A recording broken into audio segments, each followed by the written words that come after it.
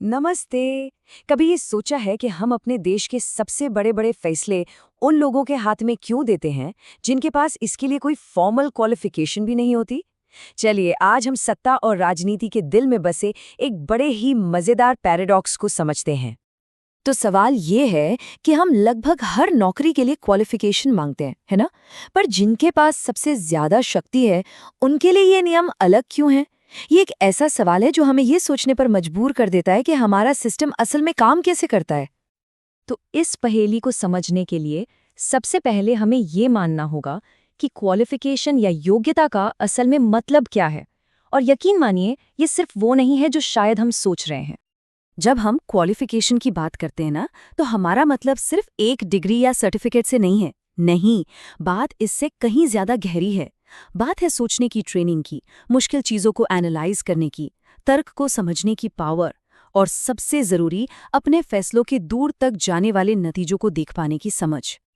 और यहीं पे हमारे सिस्टम का जो कॉन्ट्रडिक्शन है वो एकदम साफ साफ सामने आ जाता है। चलिए दो अलग अलग दुनियाओं पर एक नजर डालते हैं। एक है प्रोफेशनल जॉब्स की दुनिया और दूसरी है पॉलिटिकल रोल्स की। और इनको चलाने वाले नियम बिल्कुल ही अलग हैं। एक तरफ हमारे पास क्लर्क्स हैं, इंजीनियर हैं या टीचर्स जैसे प्रोफेशनल्स हैं।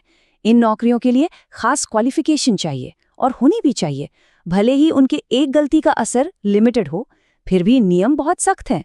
और दूसरी तरफ वो लोग हैं जो पूरे देश के लिए कानून बनाते हैं, इकोनॉमी और सुरक्षा पर बड़े बड़े फैसले लेते हैं। उनके लिए अक्सर कोई मिनिमम एकेडमिक क्राइटेरिया होता ही नहीं, जबकि उनकी एक छोटी सी गलती लाखों जिंदगियों पर असर डाल सकती है ना? ये एक शॉकिंग कॉन्ट्रडिक्शन। तो इससे एक बहुत बड़ा सवाल उठता है, अगर फैसले लेने की नींव ही मजबूत न हो तो वो फैसले असल में लिए कैसे जाते हैं, और उससे भी जरूरी इसके नतीजे क्या होते हैं। बिना एक मजबूत एकेडमिक फाउंडेशन के फैसले अक्सर एक्सपर्ट्स की सलाह को या तो इग्नोर करके या उससे भी बुरा उसे गलत समझ कर लिए जा सकते हैं। वो भावनाओं और पब्लिक प्रेशर से चल सकते हैं।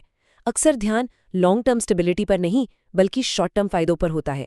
और हाँ, वोट बैंक की राजनीति का तो असर होता ही है।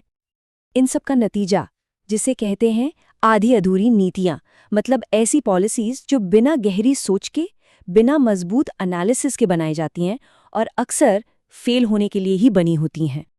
तो फिर इन फैसलों की कीमत कौन चुकाता है? क्या वो लोग जो ये फैसले लेते हैं या कोई और? कड़वी सच्चाई ये है कि गलत फैसलों का बोझ उन्हें लेने वालों पर नहीं बल्कि समाज पर पड़ता है। सबसे ज्यादा भार आम जनता उठाती है, उसके बाद आने वाली पीढ़ियां जिन्हें ये समस्याएं विरासत में मिलती हैं। देश की अर्थव्यवस्था को नुकसान होता है और हमारे देश के नौजवान इसकी कीमत चुकाते हैं। आखिर में कीमत हम सब चुकाते हैं। अच्छा, अब यहाँ पर एक आर्ग्यूमेंट हमेशा आता है एक्सपीरियंस का। क्या अनुभव फॉर्मल एजुकेशन से ज्यादा कीमती नहीं है? चलिए इस पर भी बात करते हैं।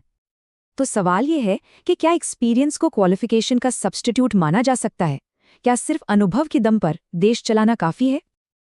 देखिए, एक्सपीरियंस बहुत कीमती है, इसमें कोई शक नहीं।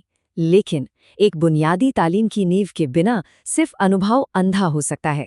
वो बस वो दिखा सकता है जो पहले देखा जा चुका है, वो नहीं जो असल में पॉसिबल हो सकता है।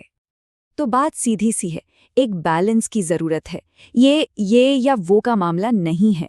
एजुकेशन सोचने के लिए एक फ्रेमवर्क देती है और एक्सपीरियंस उस फ्रेमवर्क को असलियत के रंगों से भरता है। ये दोनों एक दूसरे को पूरा करते हैं, एक दूसरे के विकल्प नहीं हैं। और ये सब कुछ हमें हमारे आखिरी और सबसे जरूरी सवाल पर लाकर खड़ा कर देता है। ये एक ऐसा सवाल है जो सिर्फ नेताओं से नहीं बल्कि हम सबसे, पूरे समाज से पूछा जाना चाहिए।